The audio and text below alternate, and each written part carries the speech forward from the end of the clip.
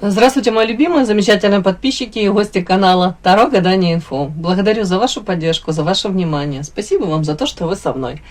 Тема сегодняшнего расклада подсказана моей замечательной подписчицей Викторией. Спасибо вам за активность.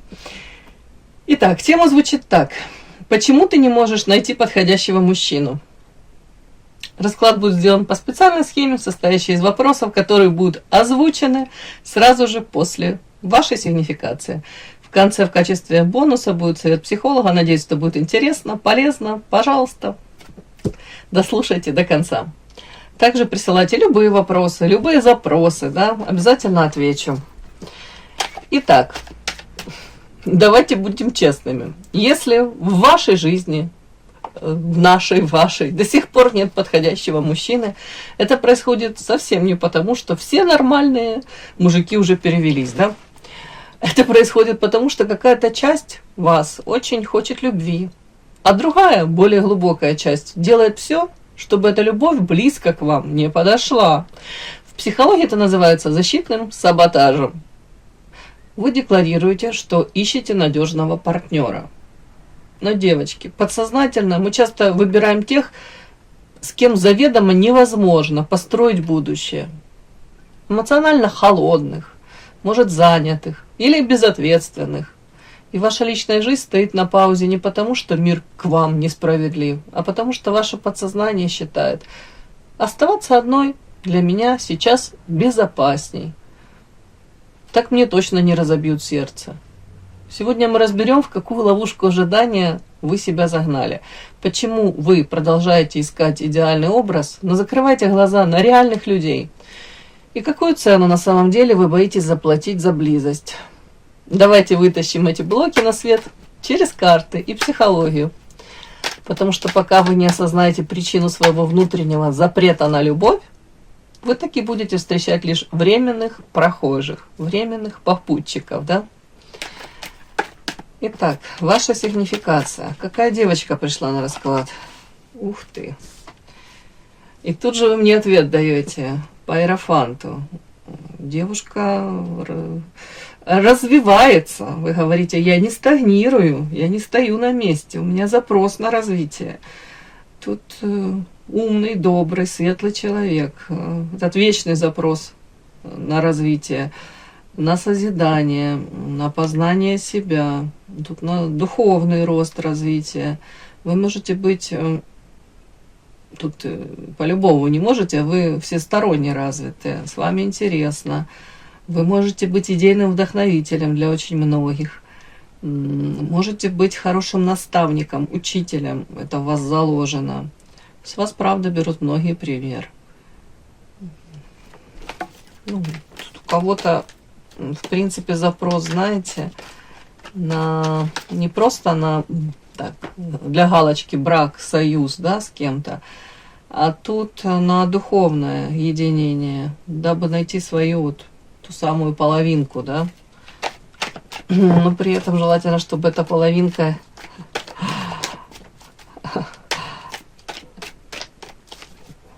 также соответствовала вашим каким-то критериям, да.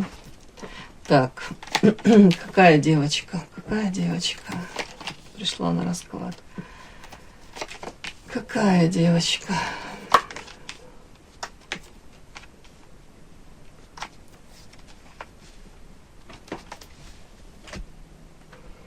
Так, уточню тут какие-то нюансы.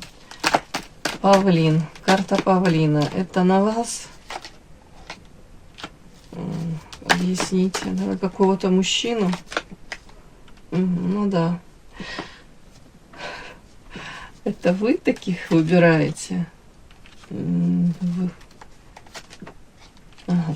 Смотрите, тут так интересно показали. Ну, иерофант я уже озвучила, да? При этом, при всей вашей мудрости, ну, может быть, эта мудрость уже с опытом пришла, да? Тут карта одиночества показана. Следующая карта одиночества. Может быть, поэтому осознанно вы, осознанно, неосознанно, девочки. Но запрос у нас вообще-то, почему не можешь найти подходящего мужчину, подходящего партнера? Тут карта одиночества. На данный момент, может быть, вы так себя ощущаете, ну, ваше одиночество, но вы это одиночество не просто там проживаете, там эмоционируете, там причитаете. Нет, я вижу тут рядышком карта Иерофанта. Это одиночество вы используете для того, чтобы получить эти ответы на какие-то вопросы, которые, ну, где-то не дают вам спокойно спать, жить. Да? Вот вы используете для развития, всестороннего развития. И показано мне рядышком одиночество. Почему? Отчасти тут даже уже ответ. Потому что обожглись в прошлом. Потому что, я специально уточнила, это ваша карта? Нет, это не совсем ваша карта. Это, я спросила за мужчину, вот тут, да, вышло. Это скорее вы выбирали в прошлом, вас может, привлек, да, какой-то типаж мужчин вот, по этому павлину. Ну, самовлюбленные, цену себе знают, умеют подчеркнуть все свои достоинства, умеют на этих достоинствах вот настолько акцент сделать, настолько эти перышки расправить, насколько вы будете видеть эту картинку красивую, такого ресурсного, интересного, значимого мужчины. Этот мужчина никогда себя не обесценит. Этот мужчина тут будет превозносить все свои там качества прекрасные. При этом камуфлировать негатив. Какие-то, ну, качества есть у всех. У нас такие, которых мы хотели бы иногда умолчать. Или какие-то истории из прошлого, которых, ну, мы хотели бы, дабы это не выносили на публику, да, на обозрение публики. А вот этот мужчина это будет камуфлировать вот эти все какие-то негативные моменты, а потом, когда вы уже в него влюбились, в такого павлина, тут полностью вы растворились в нем, и вам кажется, этого мужчину я ждала всю свою жизнь. Тут начинается вот этот шлейф каких-то непонятных историй из прошлого, какие-то его поступки, которые вас обескураживают сразу, вы думаете, нет, это чуть не показалось, почудилось, да, а потом вы понимаете, это система, и потом вы понимаете, боже, как я ошиблась, я на это оперение какое-то повелась. При этом не о вас, эта история больше же о вас, о том, что вы приняли желаемое за действительное, вы восприняли вот этот образ, в общем, влюбились, и карта зелья, это мужчина, который вместо в этом кубке должно быть вино любви, искреннее, чистое, какие-то отношения. А тут суррогат, зелье, это отрава, это яд, это подделка любви. То есть увидели, себе намечтали одно, столкнулись с какой-то жесткой реальностью. Но вот по карте мостик вас таким как будто бы то ли тянет, то ли тянуло в прошлом. Скорее в прошлом. Почему? Потому что тут дальше вышла на вас карта мастер. То есть вы учитесь, вы, то есть, может быть, там, ну, той же психологией, да, начали увлекаться, начали пытаться разобраться, разбирать по полочкам манипуляции со стороны этого мужчины, не манипуляции. Как-то так. Тут опять-таки еще карта звезда, как будто бы вы для себя уже более-менее начинаете так взвешивать и понимать, вот, почему такой типаж вас привлек в свое время? И почему именно с таким типажом у вас тут карта Вечная Невеста, вы, допустим, это уже может быть не первый раз, вы на каких-то таких ярких, харизматичных, самовлюбленных обращаете внимание? Может быть, для вас было даже в какой-то период важно получить вот эту вот, как сатисфакцию, вот, внимание такого человека. Ага, даже себе, вот, может, не признаетесь, а как галочку поставили, да, он на меня тоже обратил внимание. Но дальше у меня история о том, что карта потеря, утрата, и карта токсична, и карта человека, который разбрасывает деньги. Это, скорее всего, история о том, что, как недавно мне написала также моя прекрасная слушательница, подписчица, она написала: жаль одного, утерянного времени. Тут у кого-то даже не то, что прям жаль, это опыт, девочки, ну по-другому бы вы никак этого не поняли, не осознали. Вот, так тут показано, как будто бы у вас сейчас такой период, где вы пытаетесь это все прокрутить, может по полочкам разложить, вот это вот для себя осознать, почему такой типаж, почему этот человек для вас токсичен, и разобраться, вот вы, сколько вы тут энергии своих, ресурсов разбрасывали, вкладывали, ну не разбрасывали, наверное, это больше вкладывали в эти взаимоотношения, пытались их простроить, но изначально будто бы у этого мужчины, этот типаж, он не предназначен, может быть, для таких взаимоотношений, которые вы себе там запланировали, намечтали. И вот тут вот самый такой вот как диссонанс, нюанс, девочки, опять-таки для себя понять, чего истинно вы хотите, каких взаимоотношений с мужчиной, и почему вы, когда хотите вот таких определенных взаимоотношений, а выбираете мужчину, который абсолютно, не может вам дать этих взаимоотношений. Он по своей природе не может дать. У него запроса нет на это. Он не заточен он на это. У него, повторюсь, ему и так хорошо в его вот таких вот проявлениях, в такой ипостаси, в которой он выступает. Для него важно, там, допустим, женское внимание, обожание, восхищение. Там, это своего рода, знаете, какой-то такой типаж, как большой ребенок даже где-то. Он сам раненый, да, он сам, у него свои какие-то незакрытые там гештальты, не гештальты, проблемы он не решил еще внутренние. Тут он сам, это внутренний конфликт. А вы хотите с таким мужчиной, допустим, вот, да, влюбились и выстроить стабильные отношения. Стабильные такие зрелые отношения, это нужно выбирать зрелого мужчину, который уже четко знает, чего он хочет и что для него в приоритете. А тут у такого типажа, вот павлину, для него он в приоритете, единственный, да, может быть, у него вообще в его, картине мира и нет таких картинок, там, где он там с любимой женщиной там выстраивает свое прекрасное будущее. У него есть он, а может быть на заднем фоне есть еще его как свита окружения.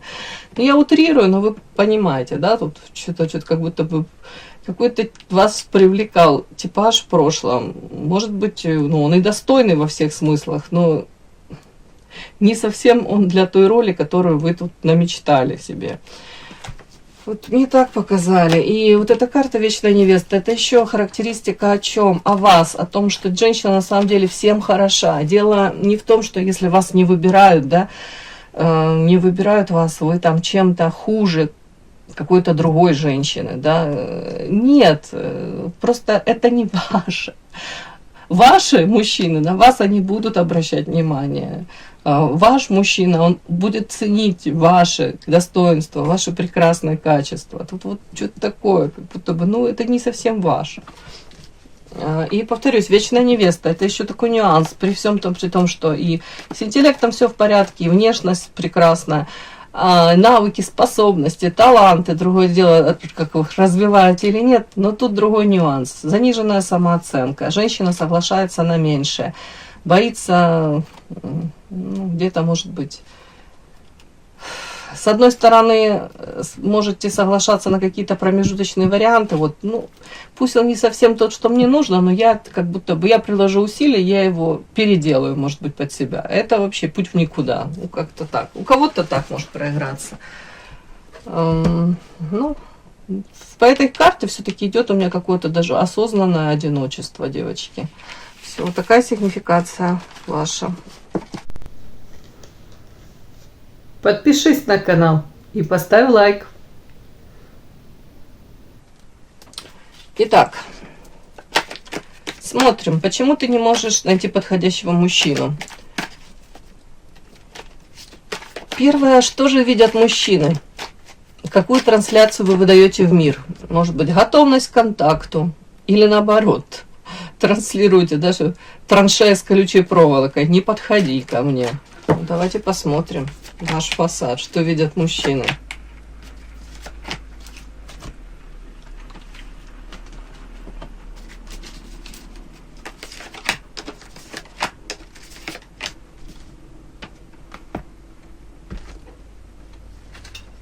Девочки, добавлю еще две эротические. Все-таки это первое впечатление. Интересно мне прям, что видят мужчины.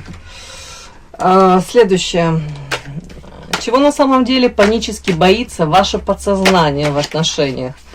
У кого там что? Потеря свободы, повторение этой боли, какого-то урока этого болезненного. Может быть, потеря контроля.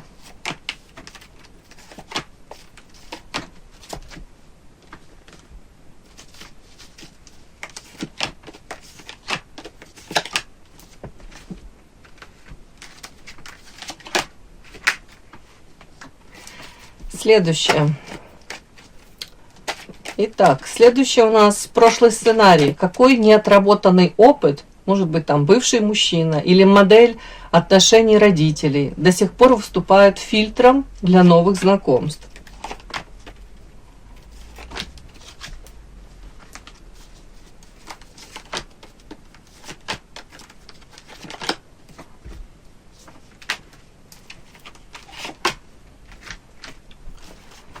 Вторичная выгода. Плата за одиночество. Что ценного вы получаете, оставаясь наедине с собой? Может, это полный контроль над жизнью, тишину, отсутствие ответственности за компромиссы. Какая выгода у вас вторичная?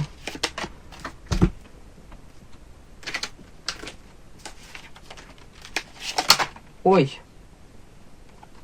Прям 3 карты выскочили. У кого-то тут прям, девочки, ну уже не знаю. Показано, если вы выбираете несвободных мужчин, да. Прям так развернулись карты. Для многих это какое-то внимание, которое вы можете сами себе, кстати, уделить. Вы можете быть такой, как вам хочется быть, особо не прислушиваясь к мнению окружающих, даже так. При этом где-то это как большой ребенок, солнце, да. Очень боитесь наказания, очень кто-то тут боится, карта, видите, мужчина женщину наказывает. Кто-то, если вам в взаимоотношениях с женатым мужчиной, да, то тут для вас очень важно, допустим, если мужчина отстраняется, да, то вы как будто бы вы можете это спокойно пережить, и вы говорите: а мне не больно, я все равно свободна, я не его жена. Да, вот тут такое. И вы говорите: а он все равно ко мне возвращается, королева огня, и поэтому как я для него привлекательна, сексуальна, и он все равно ко мне возвращается.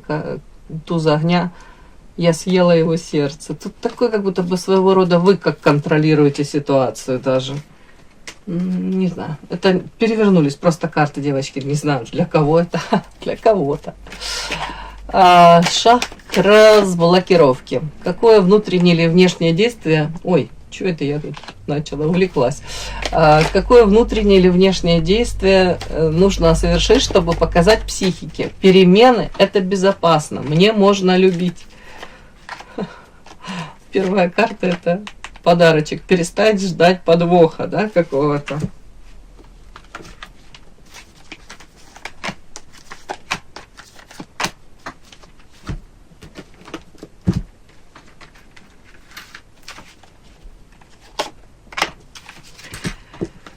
Ой, начинаем.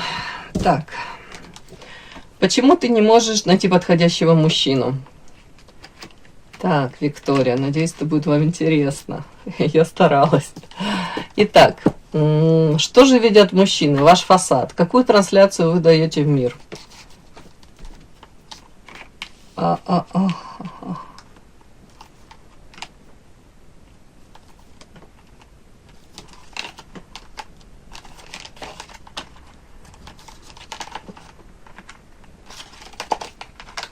Ну вот, все, что вышло, девочки, я все это буду озвучивать, да, без обид, без претензий ко мне. Так, интересно. Сразу вот мне почему-то первая карта, вот эта карта созависимых отношений. Вы даете в мир, что вы уже, может быть, стали в свое время, не люблю это слово жертва, ну, скажем так, вы были в отношениях созависимых, зависимых, где вы то ли растворились в каком-то мужчине, а мужчина был потребитель, вампир. Это были токсичные взаимоотношения, но при этом мужчина также в вас был заинтересован, ну, скорее как в доноре, да, вы как талисман был какой-то, каким-то талисманом, который, может, его жизнь там озарял какими-то яркими красками, давал ему также энергию, он подпитывался вами. Вот это вот вы такой талисман. Видят вашу ценность мужчины сразу, 100%, но при этом видят ваш вот какой-то уже болезненный опыт. При этом карта ваша, следующая карта сбежать, наказание. Тут как будто бы они видят вот эти ваши какие-то выставленные вокруг себя вот эти вот рамочки, границы, вашу ценность видят, но при этом видят ваше желание, если вдруг мужчина там даже каким-то одним словом, одним взглядом, вас каким-то там, не знаю, не то что непристойным каким-то поведением, а даже взглядом как-то не так себя поведет, проявится, то все, у вас одна реакция: сбежать, сбежать, сбежать, и карта наказания. Я не хочу как будто бы сближаться, я буду вот так вот выглядывать где-то, вы смотреть сдалека на мужчину, присматриваться, может быть, но при этом, может, близко к себе не подпущу. И тут у многих, кстати, еще знаете как, вот это вот все-таки карта правосудия, это карта замужества. То есть вы транслируете в мир что сразу? То, что для многих из вас на самом деле вы говорите: выйти замуж, не напасть, да вы замужем не пропасть, да? Вы говорите: я не хочу вот так вот сидеть в этой какой-то золотой клетке, не факт, что она золотая, в любом случае это клетка, да? И для многих из вас вот это вот замужество, оно ассоциируется с наказанием, и вы оттуда стремитесь убежать, сбежать, вы туда как будто и не стремитесь даже, но это считывается. И последняя карта — это всадница земли. Вот что вы транслируете. Вы транслируете то, что вы без мужчины не пропадете, вы не нуждаетесь по большому счету в мужчине. Можете транслировать, что тут девушка, видите, на этом коне, она тут подъехала сама, тут эту оградочку поправила, отремонтировала. Как будто бы нет у вас особой необходимости даже. На самом деле могу все сама. Но мне вот такое вот показали девочки. При этом женщина ценная, талисман. При этом действительно в взаимоотношениях, если мужчина с такой женщиной, он может действительно, как бы это ни звучало, выиграть. Это выигрышно для него будет. Следующее. Что на самом деле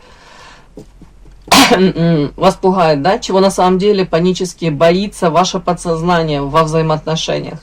Потеря свободы, повторение этой боли, контроля. Ну вот мне тут павлин вышел, который в сигнификации выходил. И опять вечная невеста. Вот. И карта женщины измученной, красивой, замученной, женщина, которая потеряла, не хочу говорить потеряла, потратила очень много времени на эти какие-то попытки построения взаимоотношений с вот таким павлином. И вы говорите тут, вот, это в подсознании у вас уже. Вот. Вы говорите: не хочу я опять вот ради таких вот павлинов, самовлюбленных, которые в первую очередь там свои потребности закрывают, да, а мои уже по вторичному какому-то там, по третьему, по четвертому моему запросу. И то не факт, что там будут даже прислушиваться к моим каким-то потребностям, не говоря уже о моих мечтах. Вы говорите: я сколько времени, сил туда потратила, вечная невеста, и опять я ничего не получила. Я не хочу опять вот это в никуда. У меня уже, может быть, даже и нет сил по вот этой карте. Эта женщина красивая, но вот такая уставшая уже. Вы говорите: боже мой, как я раньше могла там ради этого мужчины там хотела и одно, и второе, и третье, там, может быть, там, не знаю, кто-то вспоминает свои там первые отношения, там, союз с кем-то, и вы думаете: бог ты мой, я ради него готова была и то, там, 5:30, 5:30 встать, там, уже не знаю, какие-то вкусняшки приготовить, там уже, не знаю, записочки разложить, цветочки какие-то там, красиво это все обставить, в общем, там, ради него, там, и то, там, и пеньюары эти меняла, и было, и такое разное, всякое, и вы говорите: и куда оно? В никуда. А тут вот история, девочки, как раз может быть о том, что слишком сильно вы хотели быть той самой, без которой ему вот не жить, вот которая для него должна была всех женщин мира заменить, да. Тут слишком вы старались, девочки. Лучше бы эту энергию на себя, на свое развитие, на свои какие-то, не знаю, хобби, увлечения направили, на свою яркую жизнь, себе, на себя. Вот тут тоже такой нюанс. Ну, тут уже показано, не хотите повторения этого опыта. Так, дальше о чем это? Мы смотрим сейчас с вами, чего на самом деле панически боится ваше подсознание во взаимоотношениях.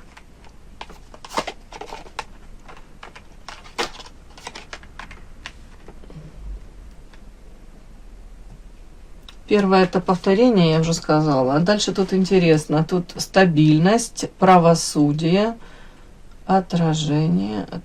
А знаете еще чего боится? Боится ваше подсознание того, что вы получите то самое тут по правосудию. Это замужество, карта якорь, это стабильность, в том числе тут материально. Все у вас будет налажено.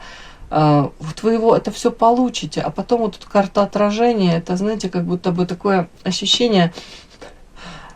А нужно ли мне это было? Ну, как-то так тут. Вот, и тут женщина вглядывается в это зеркало отражения. Мне даже больше тут как будто считывается. А не будет ли это, знаете, как вам сказать, одиночество вдвоем? Потому как в конце карта девятка воды, тут женщина как освобождается. Освобождается вот как будто бы от какого-то ненужных каких-то иллюзий, надежд. Тут как будто бы не факт, что вам именно это и нужно. Вот союз, вот тут у кого-то, вот, ну, правосудие, тут уже несколько раз выходило, это замужество официальное. Тут будто бы такой вот подтекст, боится ваше подсознание того, что да, вы создадите с кем-то эти отношения, а потом даже, может быть, даже не ваш партнер, а вы сами посмотрите на это все и скажете, а мне это не нужно, а зачем мне это вообще? Ну, мне так показывают.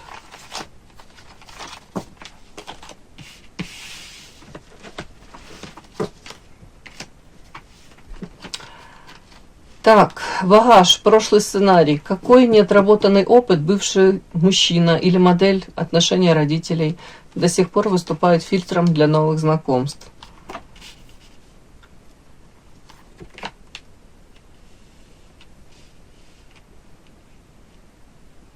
Прошлый сценарий.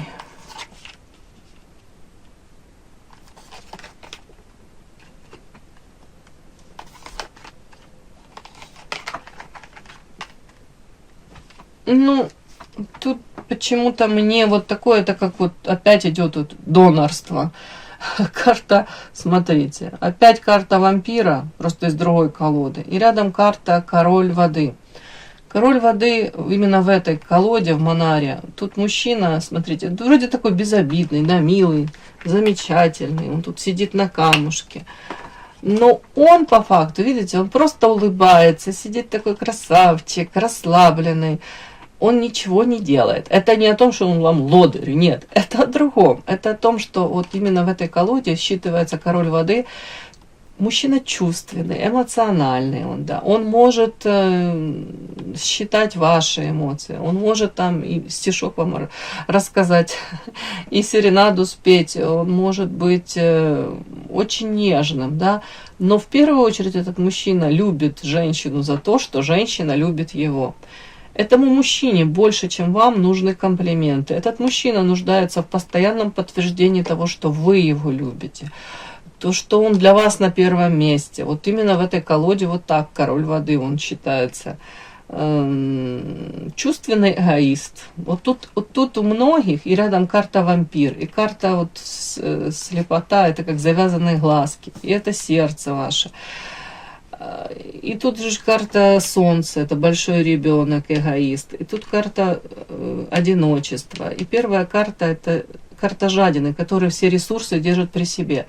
У кого-то это, девочки, вот неотработанный опыт, это бывший мужчина или модель отношения родителей. Может быть, в взаимоотношениях у ваших родителей, там, мужчина на первом месте, мама полностью там то ли себя посвятила служению этим взаимоотношениям, где-то потеряла себя в этом всем, даже не дала себе там попыток реализовать, раскрыть себя.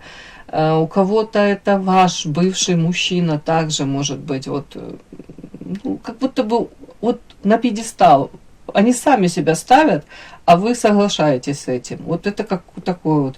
При этом карта слепота, закрытые эти глазки, как будто бы вы до поры до времени, вы этого не видите, в упор не видите, не замечаете. А потом, когда уже становится, ну, относительно поздно, да, когда вы уже подрубились, вот тогда вы понимаете, потребитель, вампир.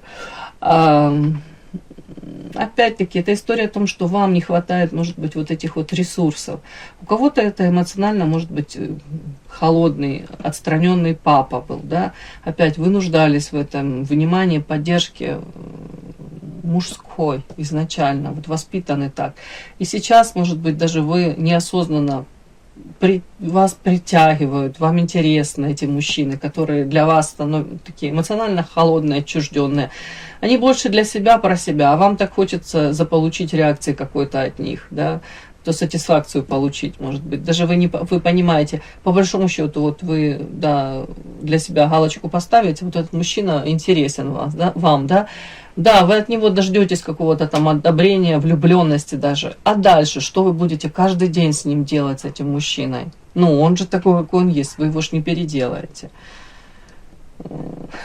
Тут у многих даже так. И вот эта вот карта одиночества, знаете, во взаимоотношениях может папа с мамой. Вот было как одиночество вдвоем. По крайней мере, мама, может быть, себя чувствовала, при том, что она любила, могла очень сильно любить, но она чувствовала себя одинокой, она чувствовала себя где-то обесцененной, может быть, даже преданной. Нет ничего хуже, да, вот когда вот эта любовь сумасшедшая, неземная, вот это служение, а оно обесценивается. И потом женщина понимает, боже мой, что я долгие годы, кому эти долгие годы я отдала, а кому претензии? К самой себе, по большому счету. Это твой выбор. Никто же эту женщину там насильно не заставлял это делать. Да, ну, скажем так. У кого-то это так, у кого-то, в принципе, прошлый сценарий — это багаж, да, фильтр для новых знакомств. Тут очень страшно вам, очень страшно, что опять обесценят, опять используют. Как-то так вот даже.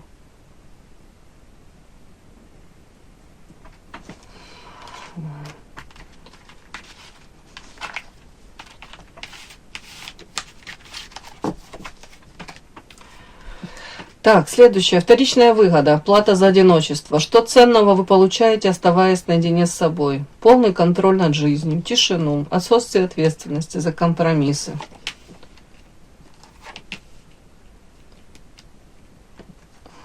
Так. На прямых. Вторичные выгоды. Ну вот смотрите, первая у меня вторичная выгода, но тут как бы прямо. Это вы говорите, вы закрываетесь от всего непонятного, мутного по черной кошечке. Знаете, с одной стороны, это того, что вас может и привлекать в мужчине, да, вот какой-то такой типаж, ну непростой, загадочный, да, такой с ореолом загадочности, туманно, неопределенно, весь такой мистический. У кого-то до поры до времени такие мужчины привлекали, но при этом вы говорите, вот что ценного получаете, оставаясь наедине с собой. Тут контроль. Вы говорите, я не хочу вот таких мутных товарищей, хоть они привлекательны, может быть, сексуальны, но в свою жизнь пускать. Почему? Потому что я 100% уже вижу, я знаю, я буду кричать от этой боли, от этой же загадочности, от этих недоговоренностей, от этого утаивания. Мое сердечко будет разбито. Поэтому я лучше буду в одиночестве. Вот лучше я вообще таких к себе подпускать не буду. Потом, что еще? Тут карта карнавал. Вы говорите, вообще мало кому, как будто бы я верю, доверяю. Может быть, даже говорите, я их уже насквозь всех вижу. Но мы тут смотрим ценное, что вы получаете. Карта карнавал. Вы говорите, все играют роли какие-то, все ходят в масках. Тут дальше карта цикличность и карта... Тут карта, она такая своеобразная, гиперопека. Сейчас я объясню, о чем это.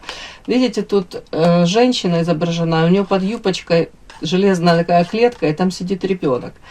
Это история о чем? И двойка кубков, двойка воды следующая. Вы говорите, все ходят в масках, все прикидываются одними, да, свои какие-то качества очень нехорошие подальше куда-то забрасывают, отбрасывают, да, и ты не видишь этого, ты влюбляешься в какой-то образ идеальный. А потом карта цикличность. Проходит время, И вот даже ты подпустил к себе мужчину, вот он, это гиперопека, да, вот он внимательный, там, он тебя с работы на работу отвозит, там, провожает, там, цветы дарит, какие-то нюансы, такие мелочи, вот все, ты влюбляешься в вот эту опеку, и тебе, может быть, этого и не хватало, особенно если папа был там недостаточно внимательным или редко появлялся в вашей жизни, но это уже другая история.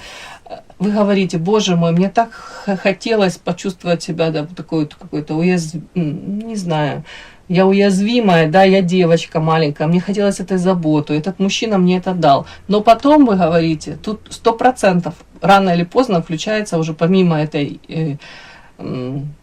гиперопеки вот какой-то даже, включается 100% контроль, гиперконтроль, и вас сажают за вот эти вот железную решетку. Если раньше вам это преподносили, там, встречи вас с работы, как внимание, поддержка, то потом это просто контроль.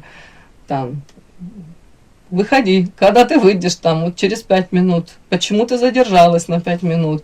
Если раньше это там внимание какое-то было, то сейчас это все из позиции ваш день могут там, не знаю, расписывать, контролировать каждый ваш шаг, каждые ваши там материальные траты. Это в том числе, вы говорите, а я не хочу этого. Я не хочу, чтобы мной там помыкали. Вот тут вот какое-то такое вот, вы ценное получаете, оставаясь наедине с собой. Вы говорите, а я хочу быть свободной, я не хочу вот этих ограничений. При этом я хочу любви по двойке воды, да. Но вы говорите, любовь тут тоже такая. Если я в это все на постоянной основе буду участвовать в этом, вы говорите, тут вполне возможно придется мне отчитываться перед кем-то, начиная там с того времени, с кем я хочу проводить, как я хочу свое время там планировать и проводить, плюс мои материальные траты, на что я хочу их направлять, в первую очередь, что для меня более актуально. И тут же двойка воды, она тоже своеобразная. Вы говорите, любовь любовью, страсть страстью. Ну, тут такой мужчина, который эту женщину из-за ревности, то ли он ее готов вытащить из воды, то ли он ее готов придушить, утопить даже. И тут женщина уже кричит, она говорит, не хочу я такой любви. То есть у вас тоже есть такой какой-то в голове момент, вы говорите, да нафига мне эти ревности, нафига мне эти страсти. Ну, если можно было бы отдельно их, да, вот там страсть какой-то дозировки получить, но без вот этих каких-то эмоциональных качелей, без вот без этой страсти, ревности, как у Отелло, да, без вот этого контроля. Тут что-то такое мне показали. Тут женщина уже столкнулась с очень многими вот такими проявлениями. И вы говорите, да, сразу все такие классные. Может быть, и я в том числе классная, да? Тут про себя можете говорить. Маска, карнавал, все ходят в этих масках. Но проходит время, и все становится совершенно по-другому. Тут боязнь вновь и на те же грабли, и на какие-то новые наступить. Тут очень реально женщина смотрит на мир. Она слишком реально даже, да. То есть вы не хотите терять контроль над своей жизнью, ни в коем моменте, нет. При этом для вас важно где-то эти какие-то эмоции, да, важно, может быть, даже страстно эти взаимоотношения, но вы понимаете, если это будет на постоянной основе, то вы не готовы, вы не готовы отдавать этот контроль над вашей жизнью кому-то другому. В том числе, и тут карта вот, тишина, да, скорее всего, вы говорите, да я сама хочу планировать, когда, куда мне идти, с кем проводить время. Я не готова тут подчиняться кому-то. Даже на компромиссы какие-то особо идти, постоянно не хочу я. Так, шаг к разблокировке. Так, какое внутреннее или внешнее действие нужно совершить, чтобы показать психике? Перемены – это безопасно, мне можно любить. Но первое мне показали, вот сразу эта карта перевернулась. Вот вы ждете сразу же, уже у вас настрой такой показано. Вы не ждете подарков, да?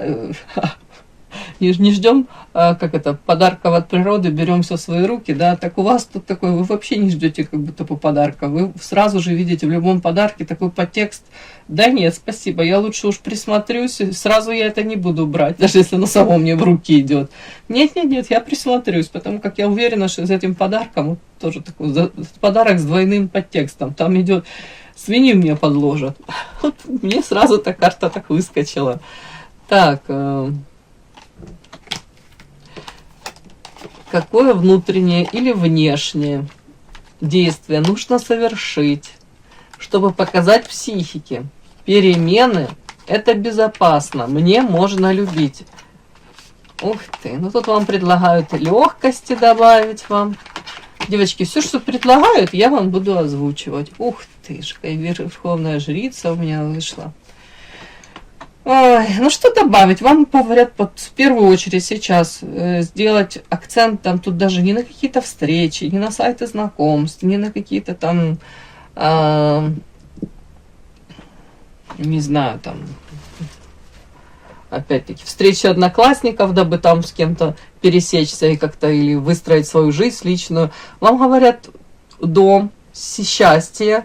Ты должна у себя дома себя чувствовать счастливой. Я понимаю, как это может быть звучит так двойственно, да, ну и вот я дома себя буду чувствовать счастливой, и что дальше, да? Но вам говорят, ты должна, вот, это как психике вы своей подсказываете. Другими словами, вам комфортно у себя дома, вам комфортно с самой собой наедине. Ты кайфуешь. И это вот состояние, мне кажется, оно на самом деле, оно передастся даже при, может быть, каких-то незапланированных встречах, может быть, спонтанных с кем-то. Мы же не знаем, что у нас тут мне, вам уготовано за углом на самом деле. Никто не знает, девочки, на самом деле, что вас ждет за этим углом. Поэтому тут карта всадник, тут карта неустойчивости всадник. Вы должны в первую очередь привести в порядок вот внутри себя и сказать: мне самой собой классно, кайфово, я самодостаточная. Тут вот как-то вот дом, счастье, вот эти карты, это больше о вашем состоянии внутреннем. А потом уже говорят, когда ты станешь более устойчивым, что тут карта, как женщина сидит вот на жердочке, в любой момент она может шандарахнуться вниз. Другими словами, как будто бы не выходить на улицу, да, в социум, пока вы не обретете эту внутреннюю стабильность, опору на себя. А это тут только ваша работа. Вы сами с собой должны эту работу проделать. При этом вы должны кайфовать, счастье, дом. Вам должно быть классно. Вот тут вот так вот мне. Поэтому дальше карта всадник, даже какое-то потом будет у вас там касание, пересечение с каким-то мужчиной. Вам говорят, карта одуванчик, добавить легкости. Легкости, может быть, все на все это смотреть не на как глобальный какой-то, уж не знаю, там, не знаю, испытание, какой-то экзамен в вашей жизни, вот встреча, общение с кем-то. А вот как игра, да? Ну, вся наша жизнь игра, где-то так. Вот тут мне так это идет, как легкости, непосредственности, не нужно выстраивать какие-то тут планы сразу, да, вот там, как говорят, первое, второе свидание, мы, женщины, уже бежим в фате, да, и уже придумываем имена наших там будущих детей с мужчиной. Это отталкивает. В принципе, говорят, не строить слишком много тут каких-то ожиданий, иллюзий по этому поводу. Вот в моменте, вот как оно случится, так и случится, общайтесь. При этом говорят, вы будете же в этом таком же состоянии каком-то, спокойном, уравновешенном, вот это вот самое главное. Вам будет классно с самой собой. Вот как будто бы у вас, по большому счету, очень трудно будет выбить у вас эту почву из-под ног. И вы будете вот как... От вас будет исходить вот эта аура, карта хранительница. Это карта мудрая женщина, красивая, самодостаточная. Женщина, смотрите, ей классно, кайфово, еще раз говорю, наедине с самой собой. Вот к такой женщине мужчина и притянется, достойный. И следующая, тут еще у меня карта последняя, Верховная Жрица. Верховная Жрица в Манаре, она такая своеобразная, конечно. Это женщина, которая где-то борется со своими, с одной стороны, установками, да, с другой стороны, но ее сексуальность требует выхода. И тут история, вот если все вместе прочесть, мне скорее всего история о том, чтобы, правда, где-то разрешить себе относиться более легко. Но тут даже не то, что к выбору партнера, а к общению, в принципе. Позволить себе, может быть, где-то даже позволить себе то, что вы до этого не позволяли. Это не в том, что тут какая-то безответственность, да, или какие-то там связи на стороне. Нет, тут, скорее всего, даже просто не планировать, не считывать мужчину, его поступки наперед. Вот тут, скорее всего, такое, как будто бы вы тут заранее уже вот так вот смотрите на мужчину, и так вот его какую-то категорию, так вот он из той категории, от него можно ждать то. А тут вам предлагают, будто бы вот не нужно забегать наперед, не нужно. Вы в моменте кайфуй, в моменте радуйся. Вот то, что ты испытываешь, вот позволь себе это испытывать, не гаси в себе это. И при этом тут говорят о том, что по этой карте хранительница у вас достаточно мудрости для того, чтобы вы тут не совершили каких-то тут сумасшедших каких-то ошибок, за которые вы там будете себя корить. Нет. Тут у вас уже опыта достаточно, у вас тут уже достаточно, как говорят, знаете, вот, имидж, мы работаем первую там половину жизни на имидж, а вторая половина этот имидж работает на нас. У вас вот уже с этим имиджем все хорошо, и с опытом все хорошо. Тут наоборот нужно тут легкости добавить, легкость восприятия жизни. Вот знаете, как иногда как ребенок. Ты не задумываешься, когда ребенок о том, куда, к чему это приведет. Опять-таки, я не предлагаю вам тут какие-то сумасбродные моменты, там уж не знаю, садиться в машину к незнакомым мужчинам, там, вы их первый раз в жизни видите, какие-то знакомства на сайтах непонятные. Нет, это не то. Ну, вы поняли, тут в принципе просто легкости добавить в общение. Все-таки доложу по этой Верховной Жрице. Тут же основной посыл какой? Вы должны своей психике дать понять, да, это шаг к разблокировке, что перемены – это безопасно, мне можно любить, но любовь я не могу контролировать. Тут такое, как будто бы вы пытаетесь вот контролировать, как процесс идет, пытаетесь заранее уже предугадать, как это будет. А тут больше спонтанности вам предлагают, да, добавить. Так, по Верховной Жрице это о чем? Ну, как мне идет, девочки, вот все вместе в комплексе, если добавить вот эту легкость, при этом вам предлагают это мудрость по Верховной Жрице, да, сексуальность, привлекательность. Где-то вы не должны даже скрывать там свои, если у вас естественные какие-то сексуальные потребности, желания в моменте. Говорят, не скрывай этого. Ну, настоящий зрелый мужчина, он оценит это по достоинству. То есть, другими словами, не надо вот это маскарадной какой-то маске ходить и скрывать свои желания, мечты, потребности, да, и которые возникают при общении с мужчиной, с каким-то конкретным. И говорят, на самом деле, вот это все сочетание, это мудрость, легкость и открытость даже ваша. Даже сексуальная где-то какая-то раскрепощенность. Я не говорю вульгарность, я не говорю тут агрессивность сексуальная. Нет. Просто принять себя такой, какая ты есть. И не стесняться этого. Да, тут говорят, ты, если все вместе это соединить, вот это комбо будет, да, то ты можешь закрыть все свои потребности. Тут речь о вас. О том, что при общении с каким-то мужчиной, карта всадник, ты можешь получить тут массу наслаждения. Это карта радуга. Это говорит о том, что могут закрыться все ваши потребности.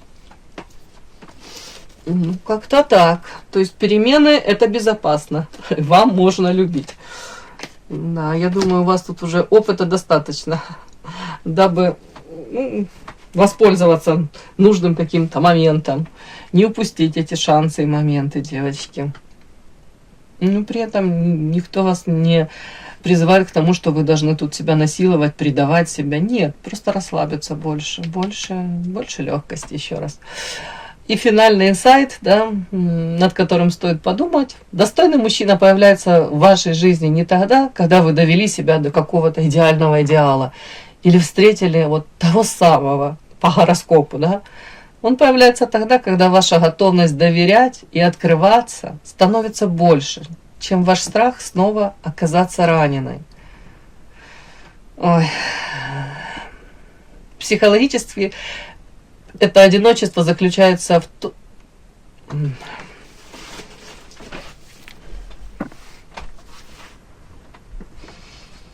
И вот вам финальный инсайт, над которым стоит подумать. Достойный мужчина, он появляется в вашей жизни не тогда, когда вы довели себя до идеального идеала или встретили того самого по гороскопу, да? Он появляется тогда, когда ваша готовность доверять и открываться становится больше, чем ваш страх снова оказаться раненой.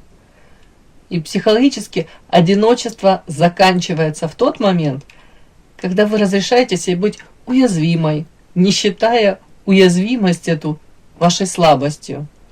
Ваши прошлые неудачи – это точно не клеймо одиночки, а просто такие фильтры, да, для вашей зрелости.